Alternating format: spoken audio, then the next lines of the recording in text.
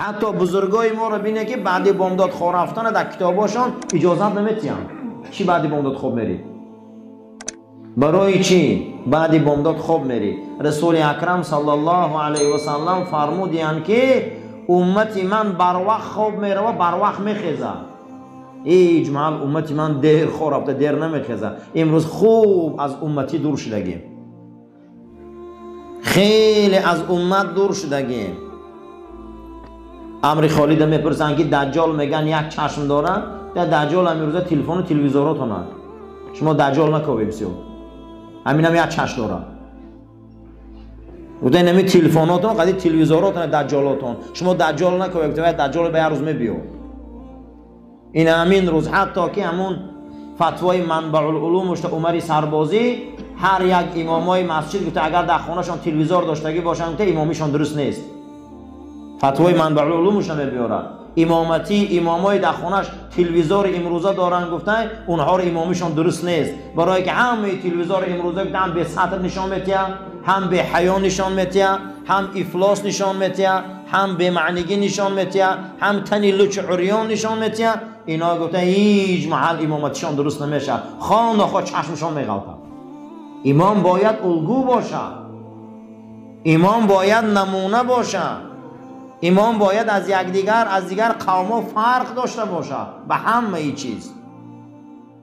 برای همین این تربیه، این محاسبه میگم در همه منبع العلومش همین شخصیت آورده است که شخصیت هایی که در خانهشان امروزه آینه نیلگون دارن، ماهپاره های زمانوی دارن، زناشان قطعی انما را تماشا میکنن، امروز اکثریت اینا را گفته چمین تارنما را تماشا جنایت های خانه آخویت به سطر به حیا دارن.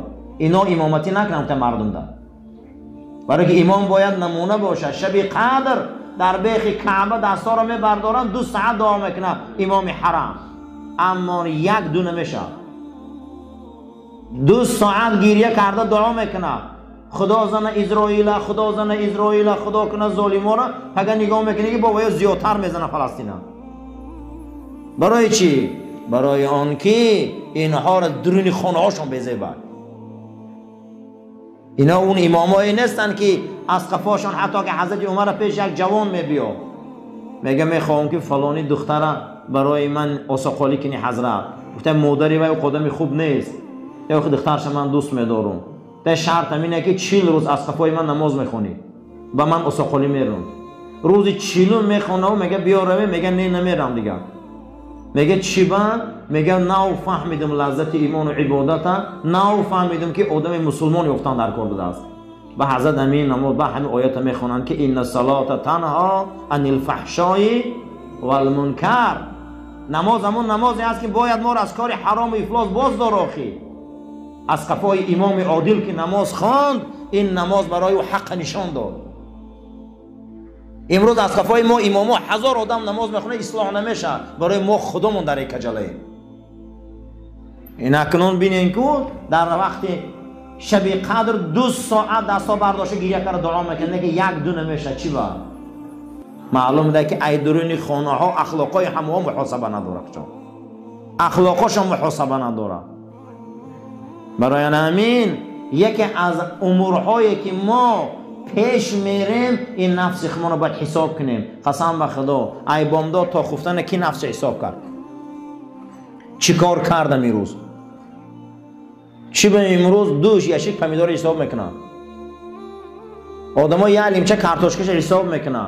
همین روز خانهش پول برای یه بلک نوتک ده می نویسه که یه مدت چند سم پول روی کردم، اما چوی حساب نداره که فردا من لحظه طاقه میدارم، زمینی برزخ طاقه میرم، زمینی قیامت طاقه میرم، پیش خدا طاقه میرم. فردا جهنم هست، پرسش هست. یک مراتبه یگانه دین هست که آدم در خودش سودیه میمونه، اسلام هست. شما یک بار میگه در خودت سودیه نمیشی، شما یک بار سودیگی در نفس خودت نمیکنی. اینا میگفتن محاسبه. امام غزالی آورده است که کدام وقت انسان ها آرام میگیرن با آن شرطه که 4 چیز در بدن اونها باشه. گفته یکم محاسبه. محاسبه چی رنگ میگن؟ حساب کتاب. تا گفته عمری خش حساب کتاب نکنه قسم به خدا گفته و انسان آرام نیست. یک مرتبه از 12 ساله بالا حساب کنیم خودمونه، چین نماز واجب و فرض ماندگی اگر قضا وی میپرسن پگه، وی میپرسن پگه، روزه های قضایی را میپرسن پگه، یکی پرسن ای دستمون چی میبیو، واجبات میپرسن. حتی که نزد حضرت امام احمد ابن حنبل یک آدم فقیر باشه سال یکم، فقیر باشه سال دوم، فقیر باشه سال سوم، قربانی در گردن وی واجب نیست. اگر 4 سال چهارم بای شوه، هر سال 3 سال دیگه قضایش میداره. وای قربانی در گردن آدم ساقط نمیشه. میگه وقتی تو فقیر هم باشی نماز هم همینه، پیشترهاش میتیه، حضرت سختی بد میگیره. انا برای نمین پگه میپرسیدیم محاسبه نمینه که حساب کردن در کار عمره، ای بامدا تا خفتن چیکار کردیم؟ این محاسبه میگن. تا حساب نکنیم قسم به نام خدا ما آرام نیستیم. کنی یک آشخانه حساب نمیکنیم که همشب خواب نمیبرم. همین بگن که یک کاره که اندکت حساب نمیکنیم خواب نمیبرم. برای نمی باید ما عمرمون حساب کنیم. الله جل و علا شأنه در سوره واللیل اذا یغشا والنهار اذا تجلی و ما خلق الذکر والانثى ان سعیکم لشتی، این سعیکم لشتی. خدا میگه این کوشش های شما، این برنامه های شما، این دوتاز شما، این نقشه کشیاتون، این برنامه ریزیاتون، پگه چیکار کنم بگه چیکار کنم این کنم، هزارها فکر در سراتون میبیا. میگه لشتا، این یک روز میگه پاش میخره پاره پاره میشه، این ای سرتون میمونه. میگه همش این سعیکم لشتا، این کوشش غیرت های شما یک روز از بین میره. میگه دیگه نمیشه.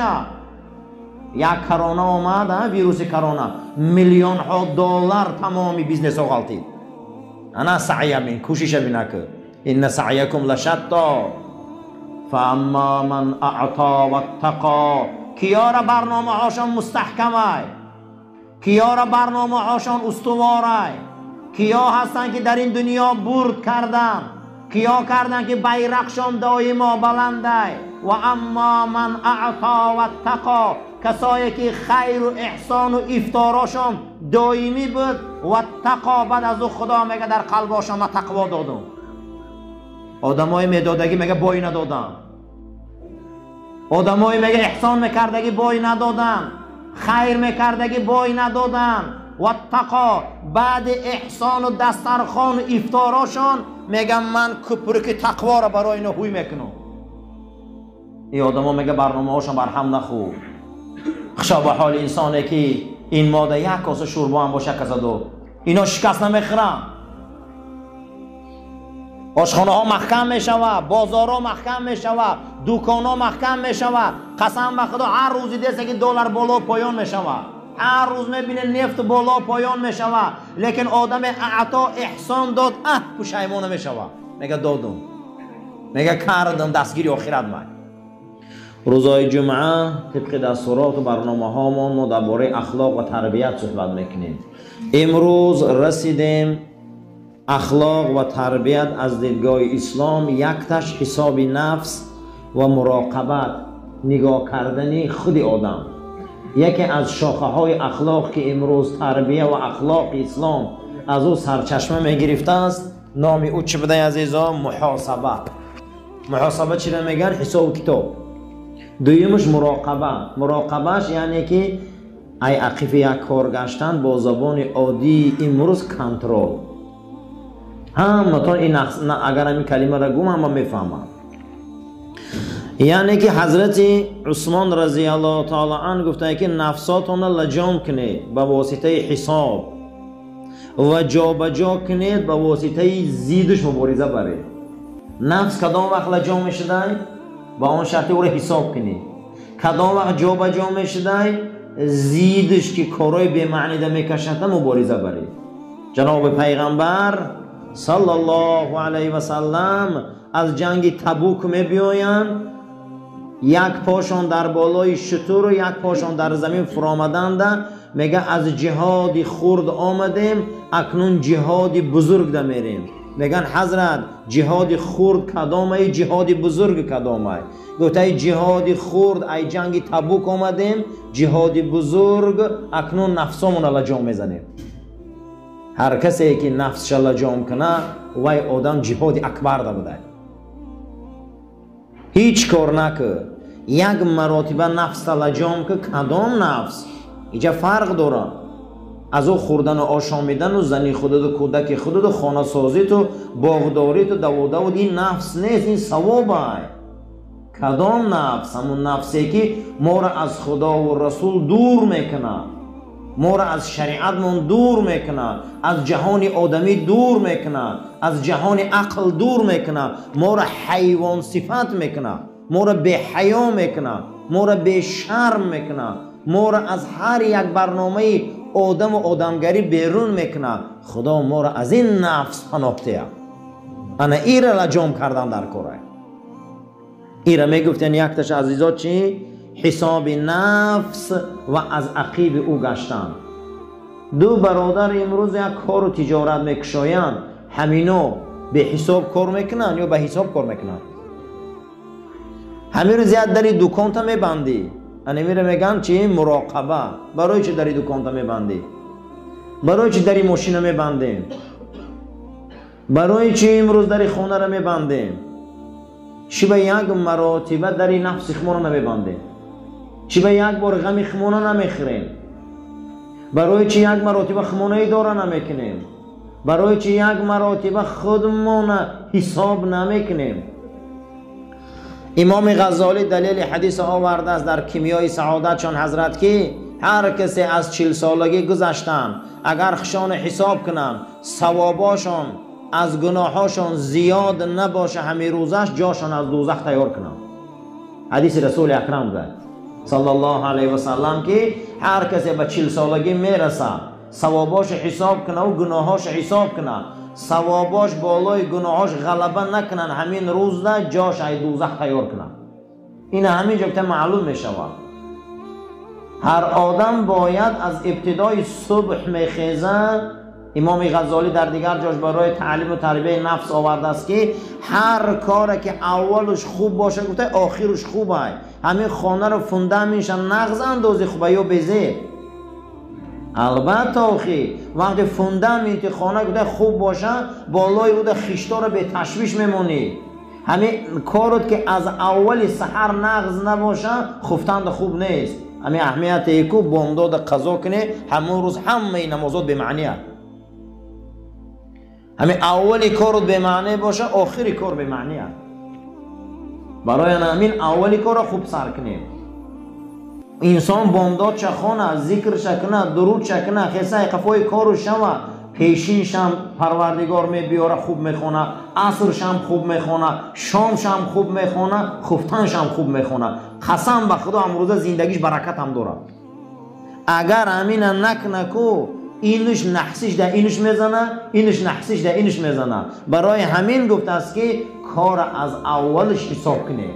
خیزه اخی بامداده حسابی کار سر شده که و اما من اعطا و اتقا و صدق بالحسنا. این افطار تیار خدا میگه من ایمان میتیم که میگن رسول الله حقه. کدام وقت ما از شک خلاص میخوردیم؟ کدام وقت ما ایمانی به قیامت پیدا میکردیم؟ کدام وقت ما میگیم که رسول الله حقه، دین حقه، قیامت حقه، همش حقه؟ خدا میگه تا احسان نکنی نمیتیم تو نیرم. میته یچی میته میگه احسان میکنه خیر میکنه ای پستی مردگی کسافتی میبروی میته میگه چی با من شما ده چی میکنم و صدق بالحسنا. شما میخزه میگه حقی آینده ما روشنه حقی. این وقتی این خیل کشید میگه فسنیسره للیسرا. این آدم رو میگه این هفتهشانه ای هفتهشان زور میکنم، این ماهشانه ای ماهشان زور میکنم. همین خدا میکنه یا نه؟ مرده نشوه، پس نشوه، گوش نچش نشوه. وعده داده است که این روزتانه ای روزتان خوب میکنم. شما میگه کنی همی کاره همی بین آدمای میدادگی رو بینه که چقدر دولتشان زیاده. همه آدمای دستکشا ببینه که چقدر دولتاشون زیاده. فسنیسره لیلیسرا. من میگم من این ماهتون ای ماهتون زور میکنم، این سالتون این سالتون زور میکنم. و اما من بخیل و استغنا. آدما میگه بخیلی پستی میکنن، خیال میکنن میگه و استغنا بوی میشیم. نه والله هیچ نمیشی، هیچ نمیشه قسم به خدا. و در نظر خودت میتوهمو و استغنا. بعد از اون میگه وقتی پستی میکنن، بخیلی میکنن، مردگی میکنن. من میبینده در همین ما دارنده های داریم که خیلی خوبن، یگان کاسه افطار برای رمضانی ندارم. من 10 روزی مای جوان مردی میمره از خانه اینا یک کلچه نمیبره. دیگه 24 ساعت و 12 ماه و انمی قدر مقصد که سالش خودی کار میکنم. برای کی میکنه موقع مینا و برای کی کرده سمینا را و بعد مردن با ترکه بده. یک سوزن بین وارثا با تقسیم میکنن. یا سوزن اگر یک سوزن تقسیم نکرده منعم مرده خیر احسان هیچ قبول نمیشه. و اما من بخیل و استغنا. اینا میگه بخیلی مردگی میکنن، خیال میکنن ما بای میشیم. میگه و کذب بالحسنا. من میگه بر رحوشان میکنن میگن دروغ ای ثواب. دیدی ریشش ای کجا بوده؟ باور نمیکنه قیامت ده، باور نمیکنه میگه رسولی من ده، باور نمیکنه ریشش ای چای بخیلی پستی. فسنیسره لیلعسرا. این هفته شون میگه ای هفته شون بد میکنن، این ماه شون ای ماه بد میکنن. بعد تماشا کنه اینا میلیوناشون دیگه آدم خورده میرن، میلیوناشون در دست دیگه آدم مونده میره و یا میمرن میلیون سوماشون در دست انموهای سری جنازه ویده جنجال اگه پولی مربطی هم تا میمونه میره. فسنیسره لیلعسرا. شما میگه حساب نمیکنی کارو را، شما عمر حساب نمیکنی. خلیفه هامون چگونه بودن؟ سلطان صلاح الدین ایوبی جهان مسیحیت لرزان کرلی کبیر به زانو آورد. شبا میخیسین یتیما و بیوزنا که یک دانه نان بالاش قمسکه در دهنی در کسی مونده نمیدونن کیه. همون روزی که سلطان میمره این عمل هم میمره. وقتی مردشوا روایت میکنن که کرتش برو آوردیم 2 پیبند سیاه میگه در کفساش بوده. همیشه تا روز یتیم خانه ها و صغیره و بیوزنا در نان میداده. کسی نمیشناخته که ایوبی بوده. و یا به این دعاها مسیحیت لرزاندن. شکر خدا امروز ما دارنده هایی داریم که ای قارون زورن، ولی سلطان صلاح الدین موندگی ای قارون زورن. لیکن هیچ به هر حیمت های پس دارن، بسیار پس، استخوان های گشنه. و یا اون خیل بدن که مسیحیت لرزاندن، اما اینا غلام مسیحیان. اللهم لك صمت و بك آمنت و علیک توکلت و علی رزقک افطرت. آمین یا رب العالمین.